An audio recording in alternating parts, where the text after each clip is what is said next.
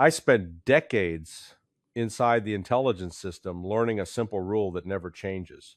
If you cannot independently verify an operation, then you do not treat it as fact. That rule was discarded entirely in the public narrative surrounding the supposed U.S. raid in Venezuela.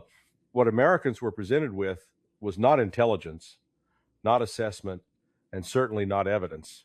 It was a story, a perfectly packaged story delivered through friendly media, reinforced by authoritative voices, and insulated from scrutiny by appeals to secrecy and patriotism.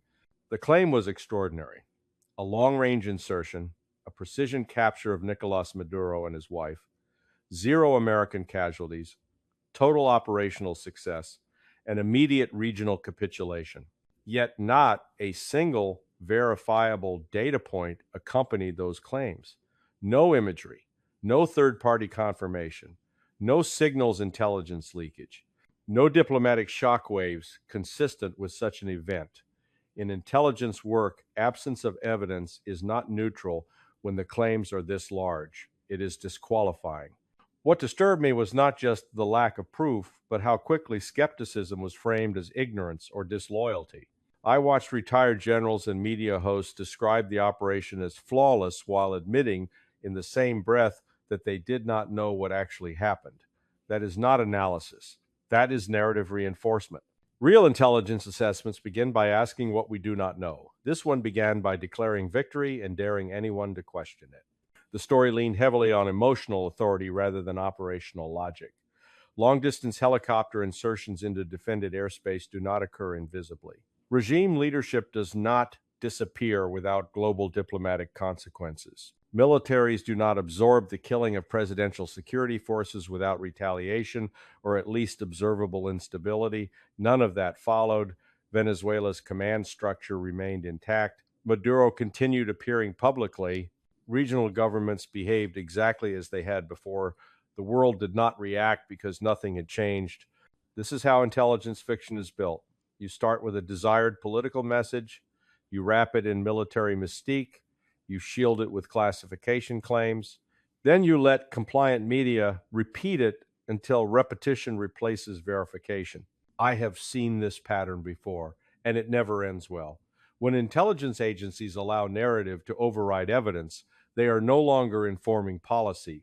They are manufacturing belief. And once belief becomes detached from reality, strategic judgment collapses. That is not a theoretical risk. It is a documented institutional failure we keep refusing to acknowledge. When I hear officials describe an operation as a success while admitting that nothing can be shown, confirmed, or independently assessed, I recognize a familiar pathology. Intelligence without evidence is not intelligence. It is assertion. In the Venezuela case, the claims moved directly from rumor to triumph without passing through the analytic process that separates fact from fabrication. There was no battle damage assessment released, no corroborating signals, intercepts leaked, no satellite imagery acknowledged, no regional intelligence service quietly confirming events. Instead, we were told to accept that secrecy itself was proof of competence.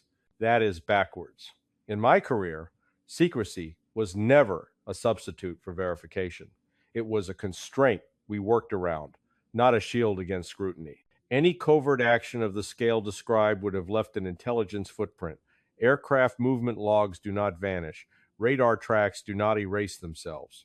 Communications traffic spikes during crisis events, especially when regime security forces are engaged and senior leadership is allegedly removed. Even when governments attempt to suppress confirmation, fragments emerge through allied services, commercial satellite firms, shipping data, financial market reactions, or emergency diplomatic messaging.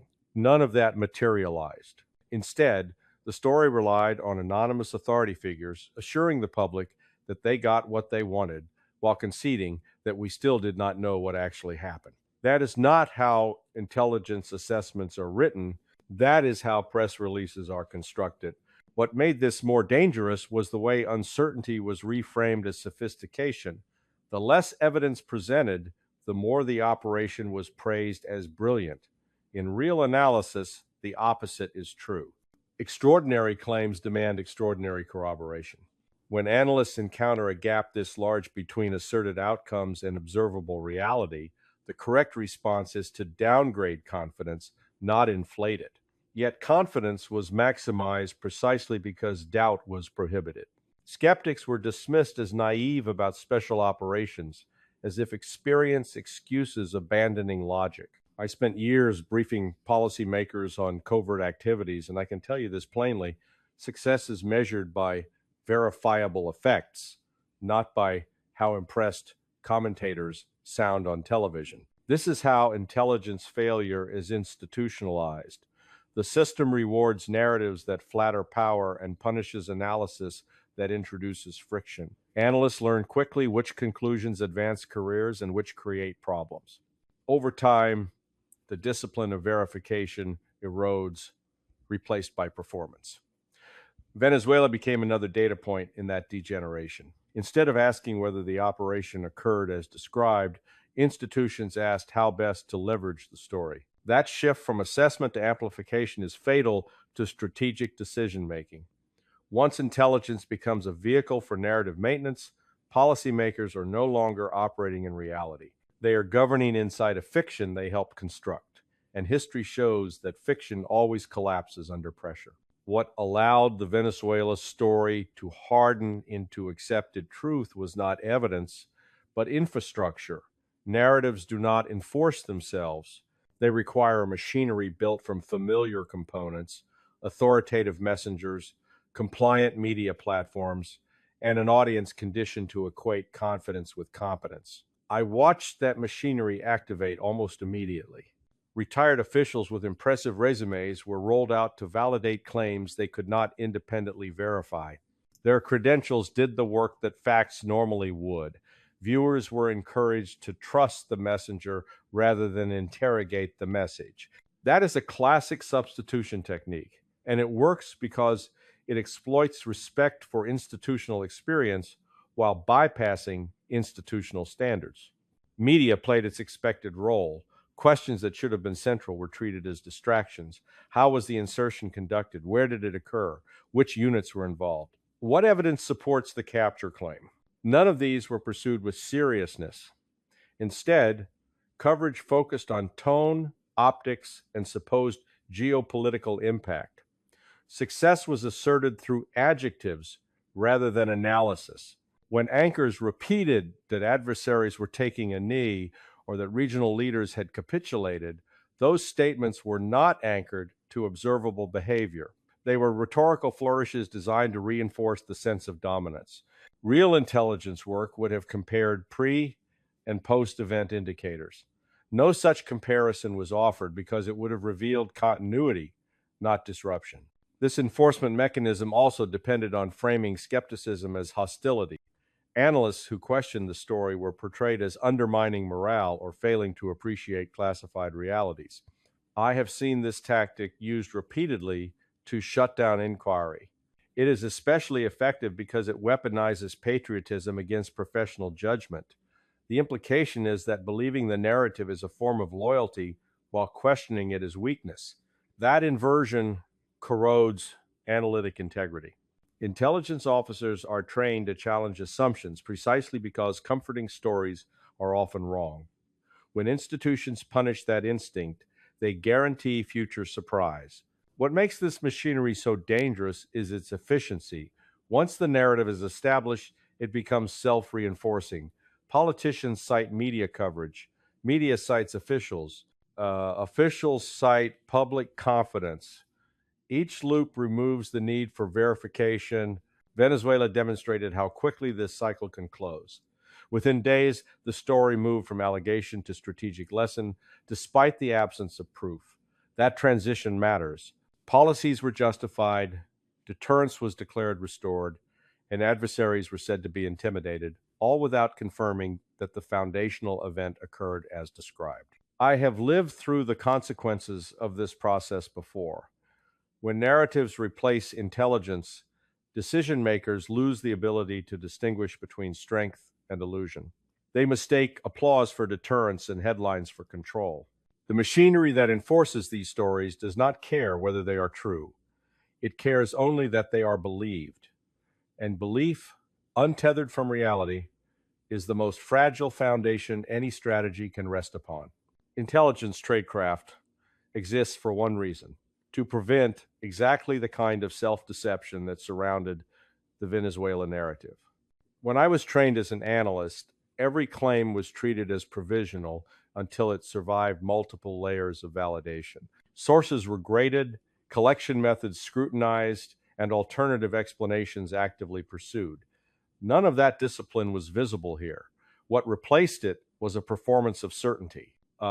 Assertions were delivered with confidence, while the underlying tradecraft, the boring, methodical work of verification, was quietly discarded. That is not an accident. It is a cultural shift that has been building for years. In a proper assessment, analysts would have asked basic questions before drawing conclusions. What intelligence streams corroborate the operation? Do HUMINT, SIGINT, GEOINT, and open source indicators converge? Are there inconsistencies between the claimed outcomes and observable behavior on the ground? In the Venezuela case, those questions were either ignored or answered implicitly with "trust us." Trust is not a collection discipline. It is not an analytic standard. When trust replaces validation, intelligence stops functioning as a warning system and becomes a storytelling apparatus. The abandonment of tradecraft also showed up in how causality was asserted. We were told that regional leaders adjusted their behavior because of the alleged raid. Yet no evidence was offered to demonstrate a change in policy, posture, or capability. Intelligence officers are trained to distinguish correlation from causation. Political shifts occur for many reasons: economic pressure, domestic unrest, diplomatic negotiation. To attribute them to a single covert action requires proof, not intuition. Without that proof, analysts are supposed to withhold judgment. Instead, judgment was rushed forward to support a predetermined conclusion. This erosion of standards did not begin with Venezuela, but the episode illustrates how far it has progressed. Over time, intelligence organizations have become increasingly sensitive to political expectations. Analysts internalize what leadership wants to hear. They learn which uncertainties to minimize and which conclusions to emphasize. Tradecraft becomes an obstacle rather than a safeguard. In that environment, even seasoned professionals can convince themselves that narrative coherence is a proxy for accuracy. It is not. Coherent stories can be completely false. The cost of abandoning tradecraft is not abstract. It produces strategic blind spots. When policymakers believe in successes that did not occur, they misjudge both their own capabilities and their adversaries' perceptions. They plan future actions on a foundation that does not exist. Venezuela was presented as evidence of restored covert reach and deterrence. If that evidence is illusory, then the lesson drawn from it is worse than useless. It is dangerous. Intelligence is supposed to reduce uncertainty. When it is repurposed to manufacture confidence, it does the opposite. It lulls decision makers into a sense of control that evaporates the moment reality intrudes. When intelligence fiction is treated as operational fact, the first casualty is credibility. Not public credibility, which can be managed with messaging, but strategic credibility, the kind adversaries and allies quietly measure through behavior rather than words. In the Venezuela case, officials spoke as if deterrence had been restored and leverage dramatically expanded. Yet deterrence is not declared. It is observed. It manifests in altered risk calculations, changed force posture, or constrained adversary action. None of those indicators shifted in any meaningful way. Venezuela did not recalibrate its alliances. Russia, China, Iran, and Cuba did not retreat from engagement. Military deployments did not change. The world behaved as if the supposed operation had no strategic weight because, from an intelligence perspective, it did not. This disconnect creates blowback even when the story is believed domestically. Allies compare public claims against their own intelligence. They notice when assertions are unsupported. That gap erodes trust quietly. without press conferences or denunciations. I have sat in liaison meetings where partners nod politely while discounting U.S. briefings internally. Venezuela accelerated that dynamic. When allies see Washington celebrating victories that cannot be corroborated, they question not only the specific claim, but the analytic process behind it. Over time, that skepticism hardens into hedging behavior, diversifying security relationships, withholding cooperation, and treating U.S. assessments as politically filtered rather than empirically grounded. Adversaries react differently, but no less perceptively. They do not need to refute the narrative publicly, they simply test it. They probe for responses, watch for follow through, and note inconsistencies. When claimed dominance is not backed by observable capability or willingness to escalate, adversaries conclude that the story is for domestic consumption. That conclusion emboldens rather than deters. The most dangerous outcome of intelligence fiction is not embarrassment, it is miscalculation. Leaders who believe their own narratives are more likely to overestimate their influence and underestimate resistance. There is also institutional blowback. Analysts who know the story is thin learn a lesson. Accuracy is secondary to alignment. That lesson compounds. Each episode lowers the threshold for the next distortion. Venezuela did not stand alone. It joined a pattern in which intelligence is used to validate decisions already made rather than inform decisions yet to be taken. Over time, that reverses the purpose of the intelligence community. Instead of being a check on power, it becomes a service bureau for narrative maintenance. Strategic credibility is built slowly and lost quietly. It erodes not because adversaries disbelieve everything the United States says, but because they no longer know which claims are grounded in reality. Once that uncertainty takes hold, American signaling loses precision. Threats blur, assurances weaken. Venezuela was a small episode in material terms, but its implications were larger. It demonstrated that the United States is willing to substitute story for substance, and in geopolitics, that is an invitation for others to test where the line between fiction and force actually lies. What made the Venezuela episode immediately recognizable to me was not its uniqueness, but its familiarity. I had seen this structure before, repeated across decades in theaters. The pattern is consistent: a weak or ambiguous intelligence foundation, a strong political incentive for success, and a media ecosystem ready to amplify conclusions that should still be under review. Venezuela fit cleanly into that lineage. It echoed Iraq's weapons of mass destruction claims, Libya's imminent massacre narrative, Syria's red line enforcement mythology, and the persistent misrepresentation of proxy warfare outcomes elsewhere. Each case differed in scale, but the mechanics were the same. In Iraq, intelligence was stretched beyond its evidentiary limits to justify invasion. Doubts were downplayed, caveats stripped, and worst-case assumptions promoted as likelihoods.